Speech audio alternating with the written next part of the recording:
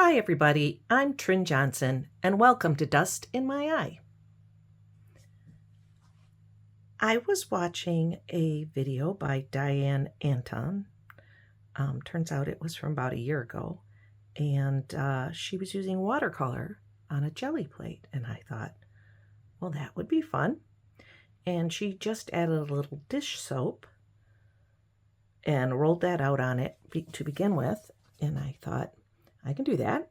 So I got out my little square Gelli plate, and that's what I am going to do. The one I have is a gel press Gelli plate. It's 6x6, and the paper I am going to be using today there's 3 different kinds. I have my Hammermill Premium Color Copy. It's 28-pound copy paper. I like the 28-pound copy paper because it's got a nice finish on it. It's not glossy, but it is a little on the slick side, and it works really nice for this. I apparently can't use glossy paper for gel plate printing, but this works really lovely, and I like the way it colors print on it. So I like to have it when I am printing reference material for my watercolor class. So anyway, so that's my general printer paper that I have in the house. And the other stuff I used was this Hanshi paper. This is very thin, and it's a little harder to work with to keep it from ripping. But I do use that a little bit. And then I use this sketch paper, which is also a rice paper made in Japan. This is a little thicker. It's got a rough side and a smooth side. Now, I have been printing on the rough side, but I might try and print on the smooth side because I think that is the actual top. So anyway, experiment, experiment, experiment. That's what I think Gelli plate printing is. So these are some of the prints that I made with watercolor.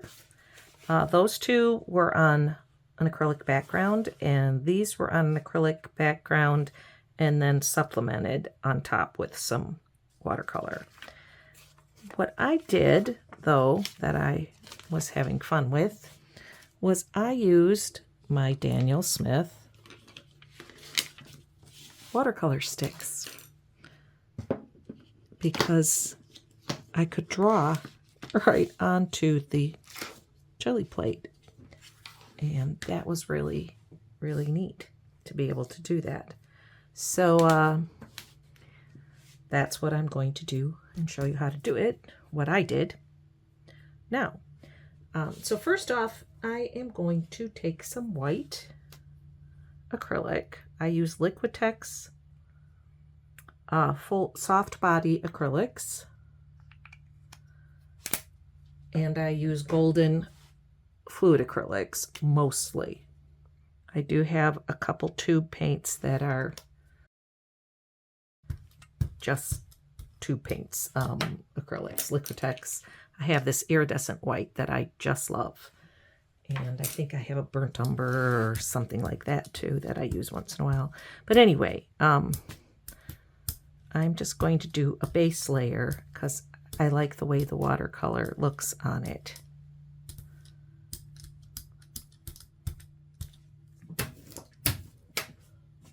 I'm just using the copy paper right now.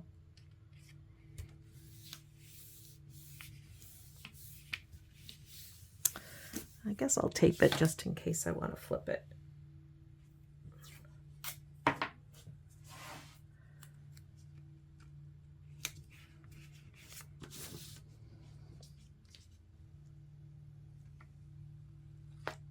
Here's a nice solid base layer.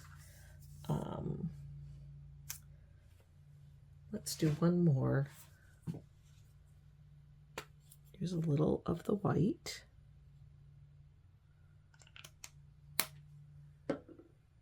Just a hint of the green.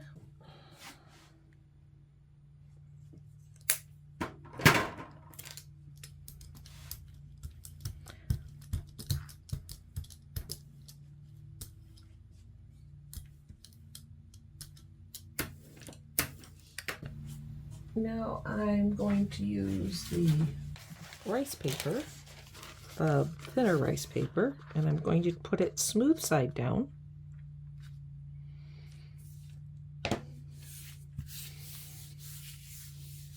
I can see through this one, so I don't need the tape as much.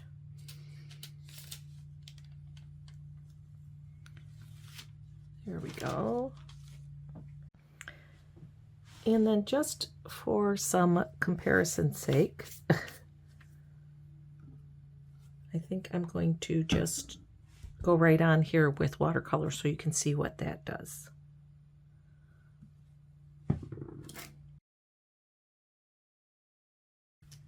This was the trick Diane Antone talked about in her video. Just to put a little dish soap down first, and then it won't all bubble up.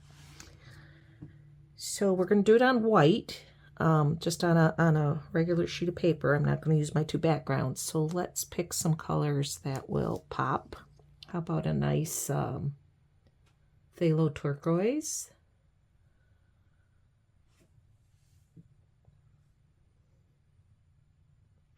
I tend to always go to flowers, florals kinds of arrangements.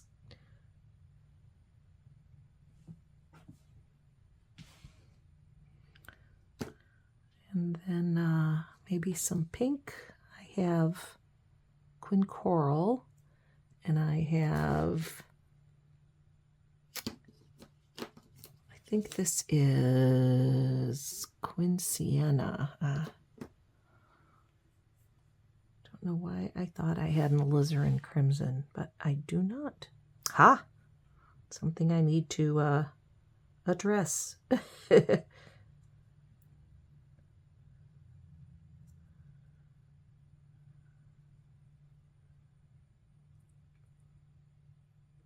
I'm trying to kind of paint with it, draw with it like I would normally on a piece of watercolor paper.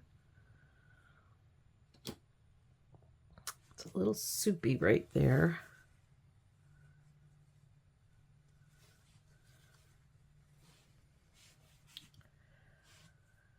And what other color would go nicely?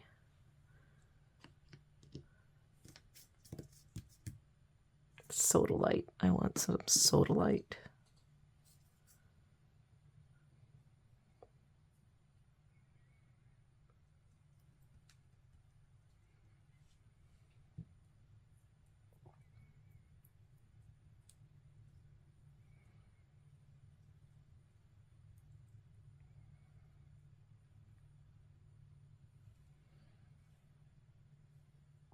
Okay.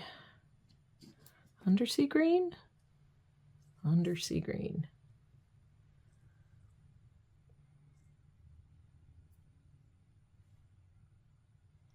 You can see, though, it isn't really bubbling up on here.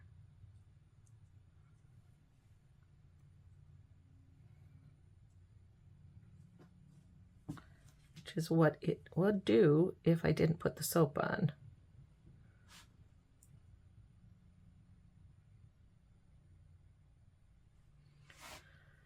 Then let us get neutral tint, is it? Oh no, this'll work. I have hematite genuine.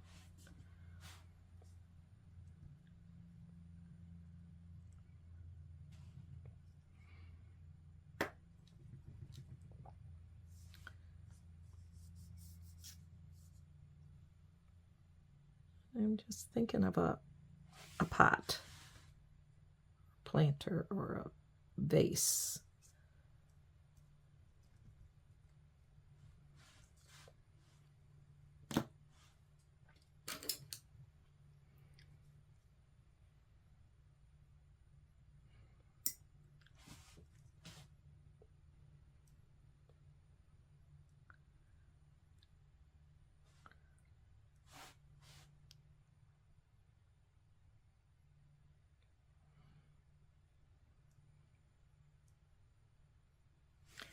All right, I think I need a little more hematite.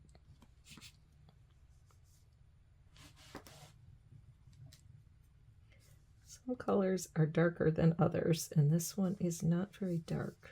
It's just a really pretty color, though. Okay, let's put a piece of paper down and see what we get. This time I am going to use the sketch paper. I think I'm going to use the rough side this time.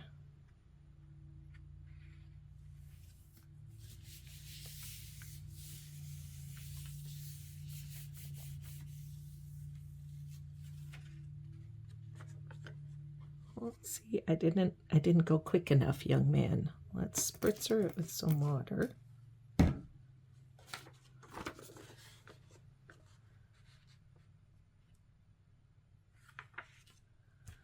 See if I can get some more of that to pull up.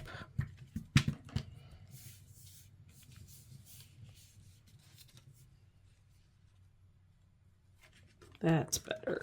There we go. So that's the kind of thing you can get straight watercolor on the Gelli Plate. Now what I could do to this, just for funsies, is add a little bit of the iridescent. It's very clear, it just gives a sparkle, and we'll see if I can get a little sparkle going. I think I need a little more. I think I need to get some more because this stuff's addictive. Now I put on a lot, but oh well, that will give us an idea of what it does exactly. Okay, let's get you back on here. That's the edge.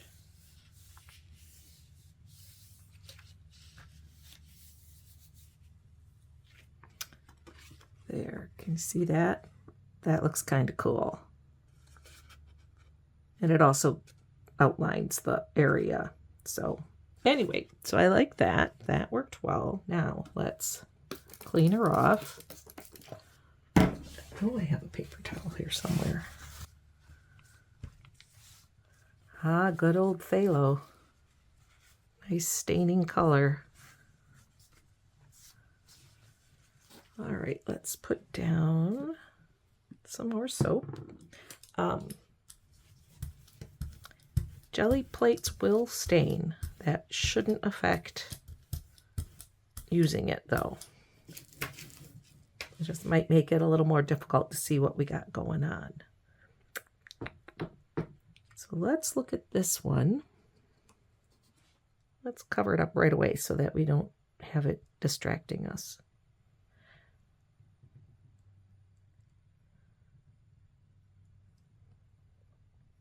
What I have in mind here is more poppies with my coral.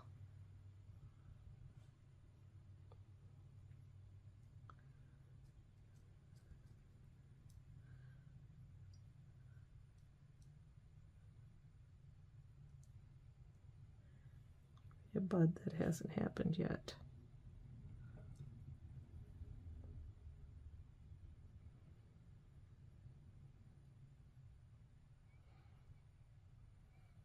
Okay, some sap green.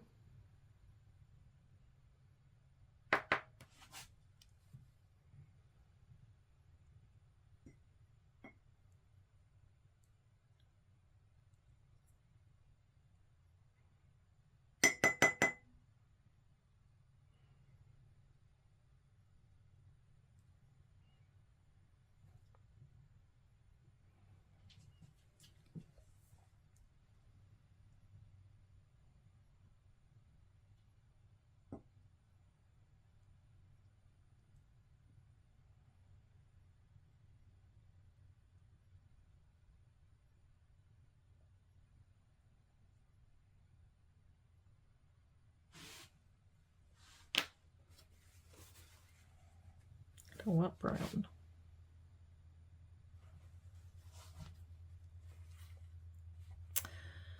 But I do want neutral tint, and I'm not sure where that one is.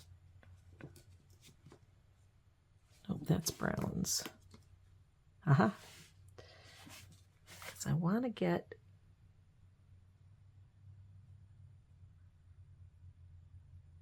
the poppy kind of look.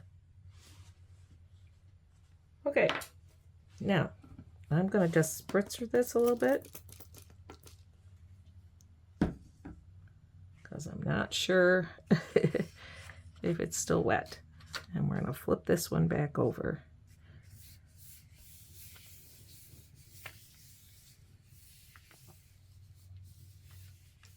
There we go. Did a little running in here. Maybe just touch up that quin coral there.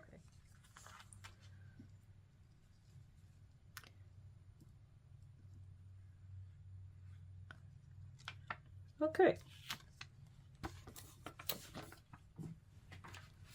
So let's see, we have one straight on, one like that. Let's do one here. First, let's ghost print this.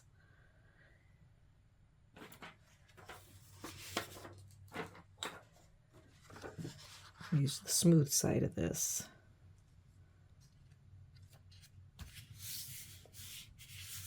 Which I won't necessarily use on anything today, but at least I will have it.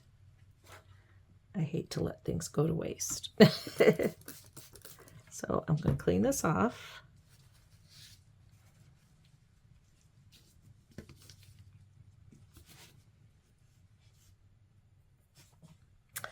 Now this is the paper I have that I want to work on. So let's put a little soap on.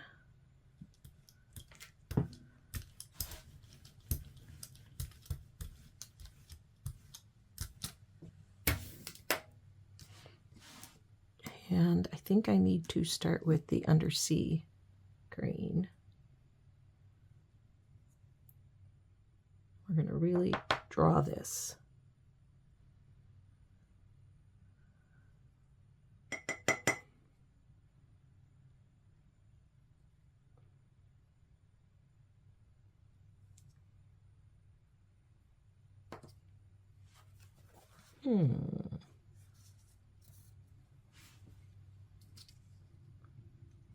I don't want paper towel.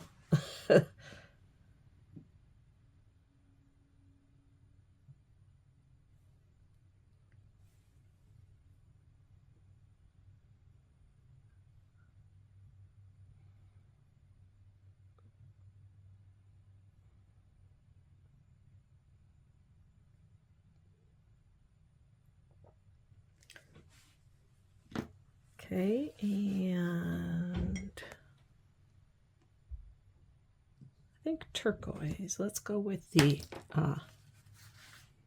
cobalt teal.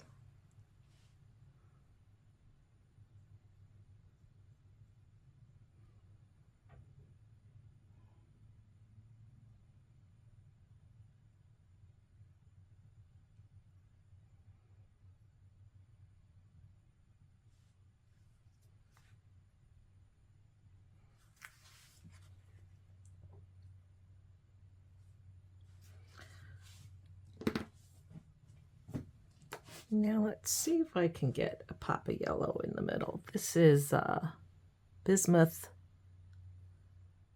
vanadate.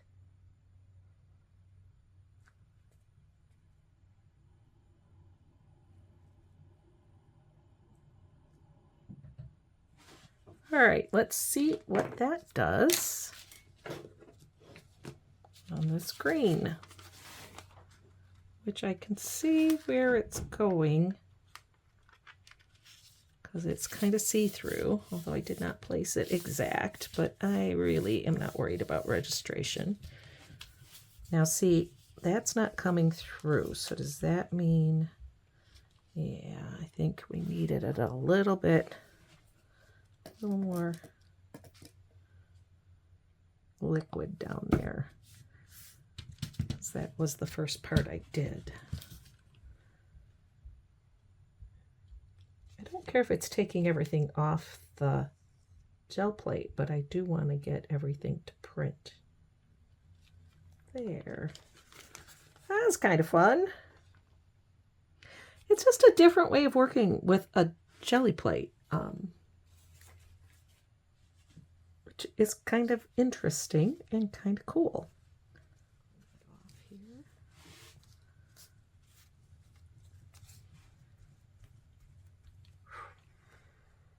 Now, I'm going to do one more. I'm going to use white.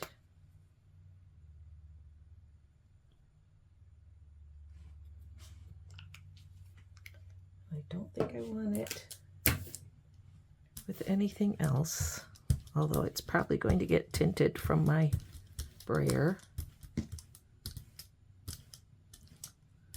A little sparkly, so let's add that. This is a total experiment.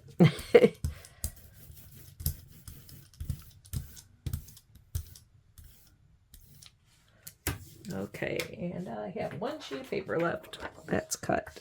Oh.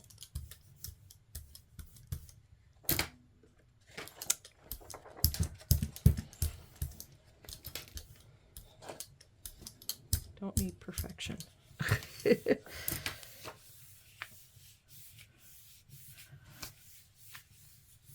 Since it's the last one, though, I will tape it.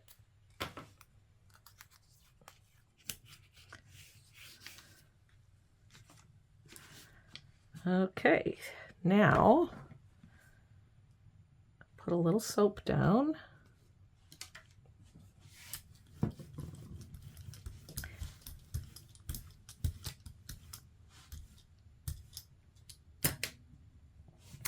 And I'm going to try something different.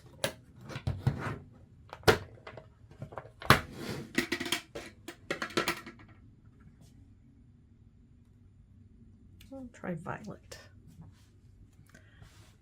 I'm going to add some water.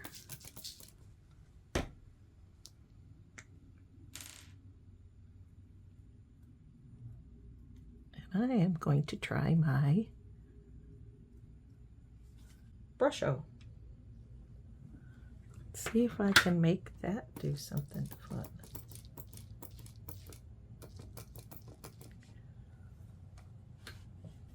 Add a little yellow.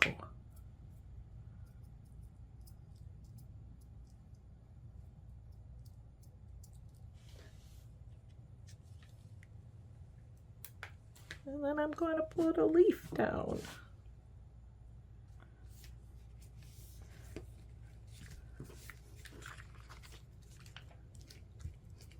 Now this is just regular copy paper.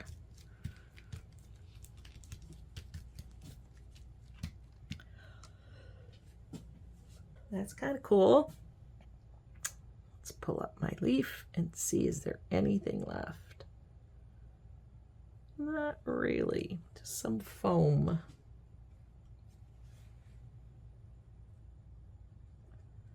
Well, let's see what we got.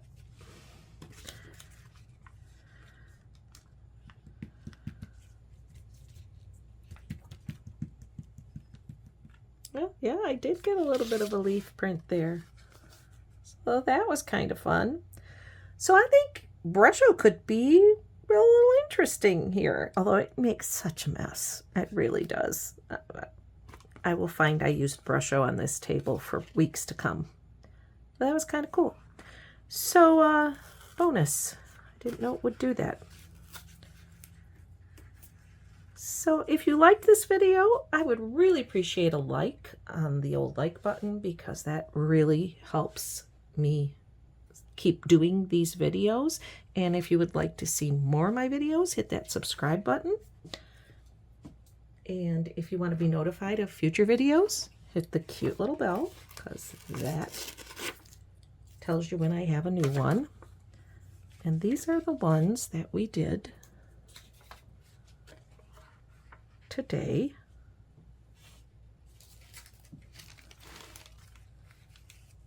I think they were kind of fun. Definitely a different look than you get with the straight acrylic paint.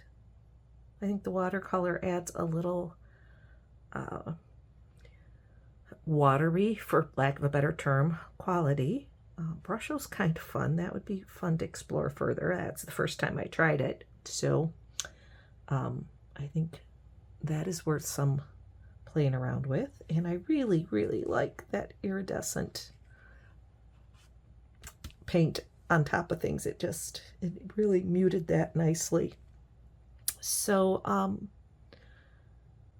if you would like to, please check out my Etsy shop, where I have prints of my artwork along with some cute little monsters and other fun stuff for sale. And until next time, thank you so much for watching. Bye.